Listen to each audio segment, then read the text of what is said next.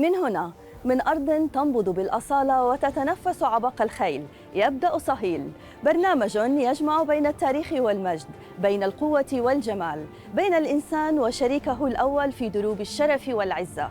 في صهيل لا نروي حكايات عن الخيول فقط، بل نحكي قصة العلاقة التي صنعت الحضارات ورافقت الإنسان في معاركه وفي لحظات فخره ونصره.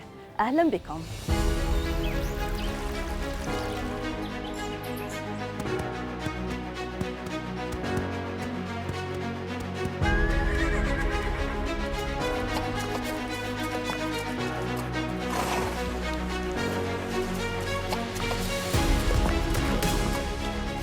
مع كل خطوة متزنة ومع كل نبضة منسجمة بين قلب الفارس وروح الحصان يولد فن لا يقاس بالسرعة ولا بالقوة، بل بالإحساس والانسياب. في عالم يعرف بالدريساج أو ترويض الخيول، يصبح الحصان مرآة للفارس، وتتحول الطاعة إلى لغة من الجمال والالتزام إلى لحن من الثقة.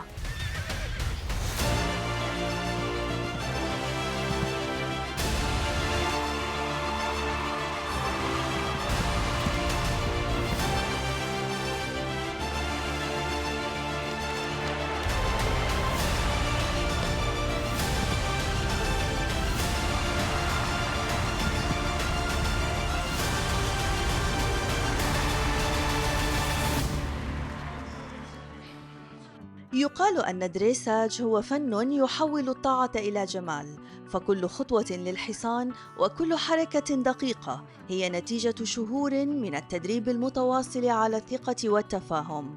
تعود جذور هذه الرياضة إلى مدارس الفروسية القديمة في أوروبا، حيث كان الفرسان يدربون خيولهم على الرشاقة والانضباط استعداداً للمعارك. لكنها اليوم أصبحت من أرقى الرياضات الأولمبية، تقيم فيها كل حركة بدرجات دقيقة وفق معايير الاتحاد الدولي للفروسية. Anthony, it's really nice to have you with us here through Sahil program. Let's talk about dressage. First of all, how would you define this sport? Dressage is a test of harmony and cooperation between the horse and the rider. So in today's competition, we can see there is a dressage arena. It's 60 meters by 20 meters, and there are 12 letters all around the arena. And the rider and horse must carry out predefined movements at each letter. And there is a judge marking them. For each movement, they get a score out of 10. And so the best rider at the end of the day will have the highest score. So it takes a lot of cooperation and harmony, and the rider and the horse must really be in sync with each other to get a good score. Some people say it's the sport, about that sport, it's the art of communication between the rider and the horse. How do you see that? Definitely, because if the horse becomes a little bit tense or nervous or anxious, this really affects the performance.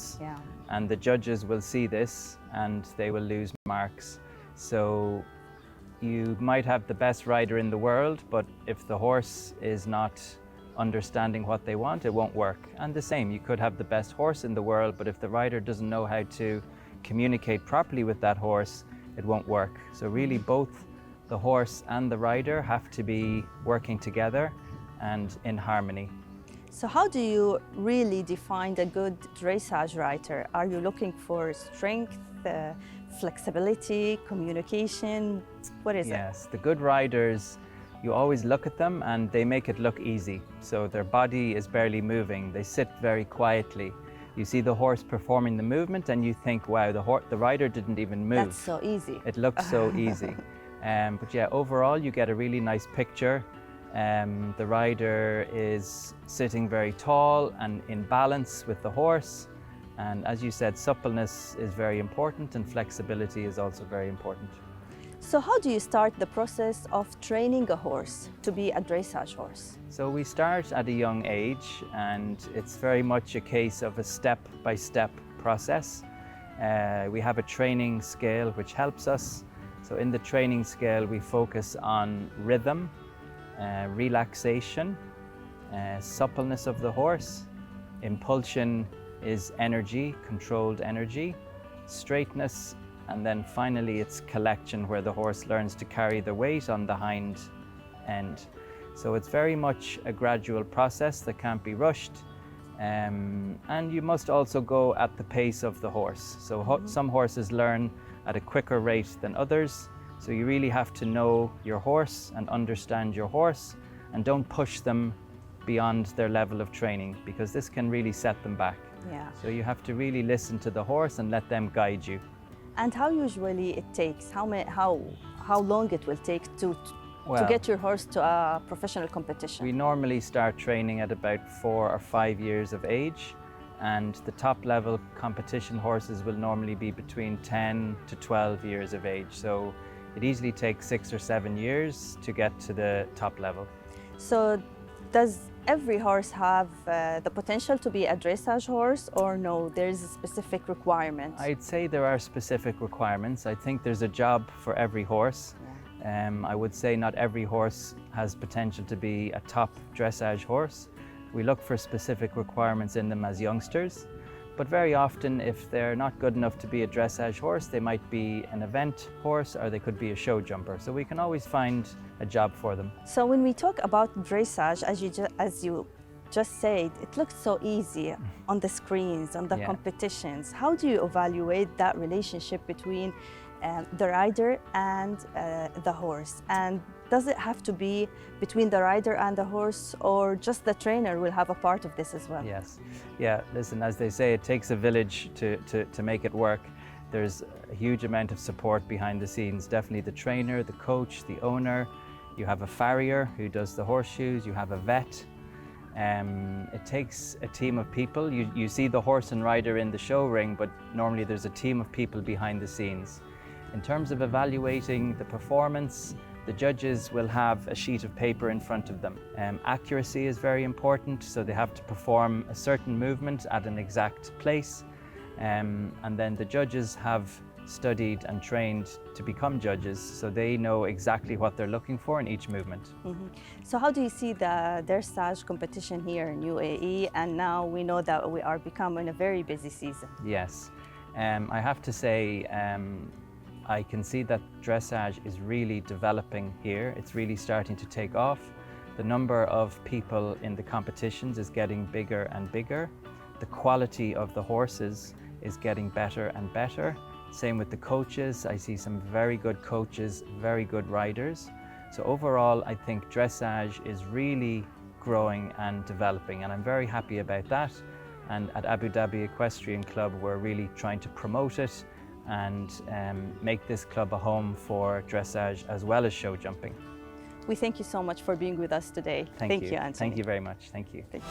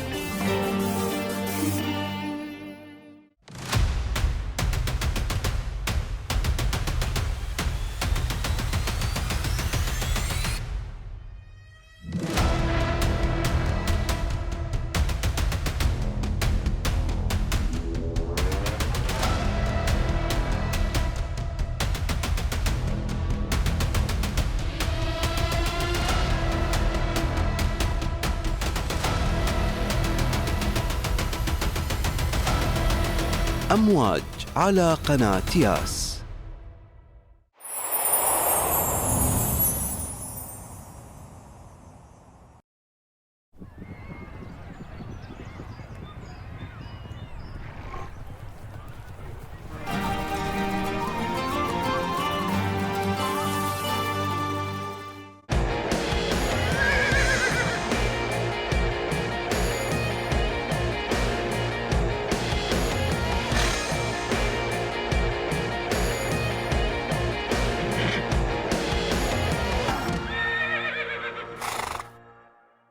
مرحبا بكم من جديد في صهيل. بعد أن تعرفنا قبل الفاصل على عالم الدريساج من خلال خبرة المدرب، دعونا الآن نقترب أكثر من قلب هذه الرياضة. سنستمع مباشرة إلى الفرسان والفارسات لنتعرف على رحلتهم مع خيولهم وكيف يتحول التدريب اليومي إلى أداء مذهل داخل الميدان.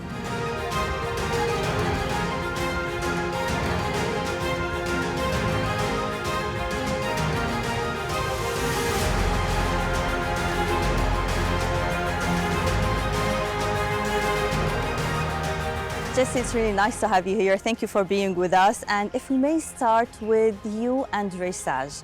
When did you start dressage and what took you to this sport?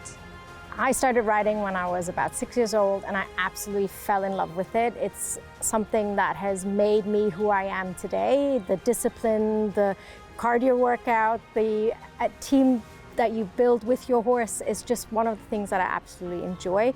What it's brought me to dressage is probably the harmony and the relationship that you have with your horse and that you then demonstrate to your best abilities in competition. And it's all about the elegance, the movements, but also the relationship you have with your horse that you bring to the show game today. Yeah, it's amazing. It's a beautiful sport, but at the same time, there's lots of challenges.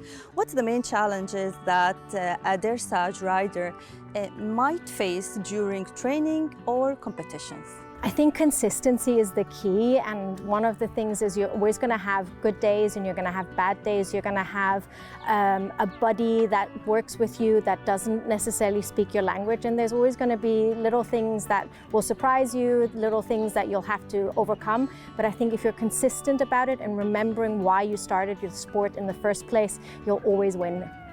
Can you describe for us a typical training day? How do you start it with the horse? What's the main things that you do with the horse? And how do you maintain your fitness and the horse fitness as well? I think the first and foremost thing that I always start is a cup of coffee. It's always the most important thing. After that, I mean, we do have our routines that are different between warm-up days and show days. So during training days, we'll probably do a light little warm-up. We'll do then the main body of where we work. We might practice some movements and then have a little cool down. I think it's also important that we're not always training, but there are also days to enjoy the horse, maybe to go for a little walk or give it a little lunge or do some groundwork with it. That all kind of comes together to your show day. And then, yeah, lots of carrots and lots of coffee, I think. I love that. Lots of carrots. Lots of carrots. This is the always key. Carrots. So if you tell us about the competitions, I mean, we saw you guys walking in a very elegant way and that beautiful relationship with the horses.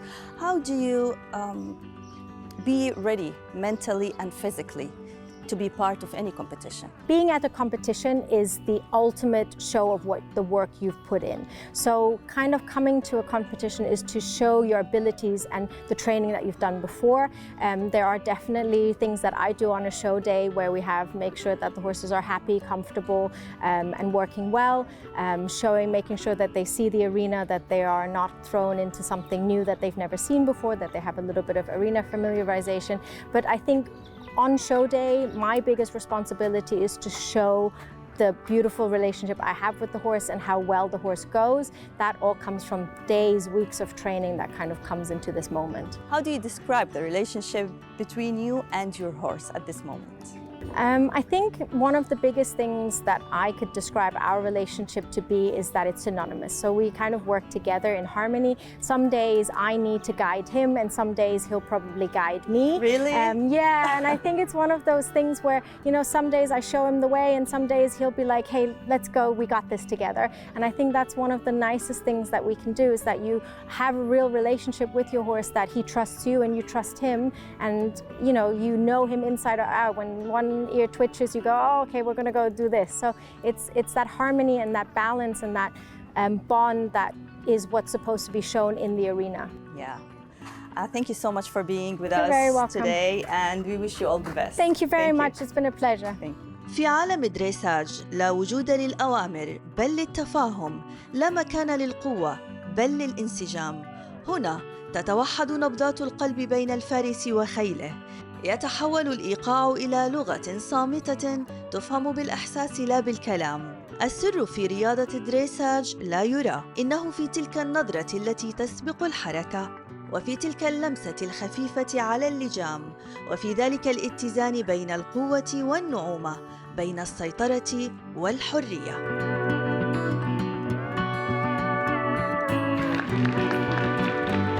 كل خطوة في الدريساج تروى بإيقاع مدروس. في هذه الرياضة لا يفوز الأقوى، بل من يفهم خيله أكثر ويصغي إلى صمته قبل صهيله.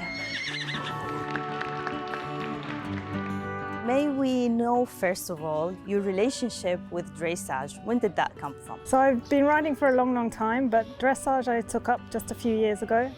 Our stable started doing dressage and I decided it was a good thing for me to start doing. And what did you like the most about dressage and that relationship with the horse? I think it's really good dressage is the foundation of everything. So if you do dressage with your horse, it improves everything you do with the horses. But the competition in particular, I find it,